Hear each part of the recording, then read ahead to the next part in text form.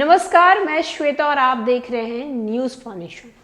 पिछले दिनों बिहार के शिक्षा मंत्री प्रोफेसर चंद्रशेखर द्वारा विवादित बयान के बाद बिहार की राजनीति गरमाई हुई है। तो वहीं विपक्षी पार्टी चंद्रशेखर के बयान को लेकर आए दिन उन पर सवाल उठा रही है। जहां एक तरफ बीजेपी का कहना है कि हिंदू धर्म का उन्होंने अपमान किया है, वहीं प्रोफेसर चंद्रशेखर जो है वो अपने बयान को लेकर अड़े हुए हैं। उन्होंने कहा है कि वो कुछ ऐसा नहीं बोले हैं, लेकिन इसे तोड़ मरोड़ कर पेश किया जा रहा है। वहीं उनके साथ देने के लिए जेडीयू के भी कई अध्यक्ष लोग साथ आए हैं, जहां उन्होंने प्रोफेसर चंद्रशेखर के बयान को लेकर कहा है कि उनका कहने का मतलब कुछ और था और लोग कुछ और ही निकाल रहे हैं। तो एक तरफ जहां प्रोफेसर चंद्रशेखर जो है रामचरितमानस को लेकर विवादित बयान दे रहे हैं, तो वहीं बिहार की शिक्षा व्यवस्था पर उनका किसी भी प्रकार का कोई ध्यान नहीं है। जी हाँ, दरअसल बिहार के इंटरमीडिएट की परीक्षा में एक प्रश्न आया था, जहां पर स्टूडेंट से पूछा गया था कि माइक्रोस्कोप को क्या बोलते हैं, इसे हम क्यों यूज करते हैं। उस पर उन्होंने जवाब कुछ इस तरीके से लिखा, जिसके बाद अब बिहार के शिक्षा मंत्री पर यह सवाल उठ रहा है कि सिर्फ उनका काम रामचरितमानस पर विवादित बयान देने का है या फिर बिहार की शिक्षा व्यवस्था पर भी उनका कुछ ध्यान है कि नहीं। बिहार में शिक्षा मंत्री प्रोफेसर चंद्रशेखर ने रामचरितमानस पर नफरती ग्रंथ बयान देकर घमासान मचा रखा है। सहयोगी जेडीयू की आलोचना के बाद भी वो अपने बयान पर अडिग हैं, लेकिन शिक्षा मंत्री को ये नहीं पता कि बिहार में शिक्षा की स्थिति कितनी बदहाल है। शायद उनके पास इसके लिए समय भी नहीं है। इसकी पोल तो तब खुली जब राज्य भर में इंटर प्रैक्टिकल की परीक्षा में छात्र छात्राओं से कुछ सवाल पूछे गए। सर, माइक्रोस्कोप क्या होता है? मैंने कभी नहीं देखा, हमने इसका कभी प्रयोग नहीं किया, वहीं प्रायोगिक कक्षाओं में कभी हुई नहीं है। प्रखंडी का नाम तो सुना होगा, लेकिन कभी देखा नहीं है। किताब में फोटो देखी है, लेंस से कैसे दिखते हैं?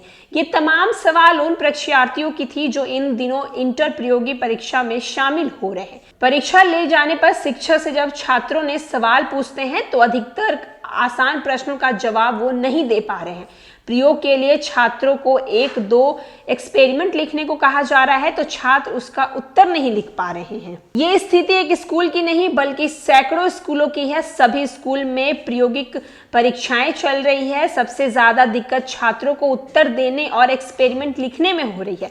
बिहार बोर्ड की माने तो इंटर प्रायोगिक परीक्षा 10 से शुरू होगी और 20 जनवरी तक चलेगी।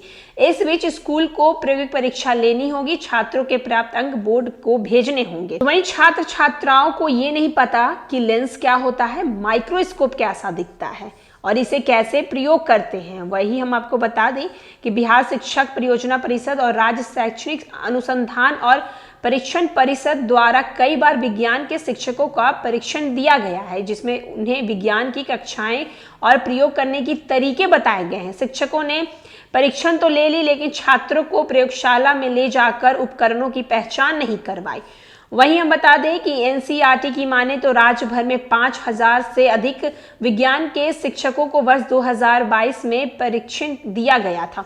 वहीं पटना के डीओ अमित कुमार ने बताया कि राजधानी में कुछ स्कूलों में आईआईटी पटना द्वारा लैब उपकरण देने की बात हुई है। इसमें इन स्कूलों के प्रयोगशाला बेहतर होंगी और प्रायोगिक कक्षाएं भी चलेंगी। अभी ये प्रक्रिया प्रयोगशाला की कक्षाएं बहुत जरूरी है, तभी बच्चे सही चीज को जान पाएंगे।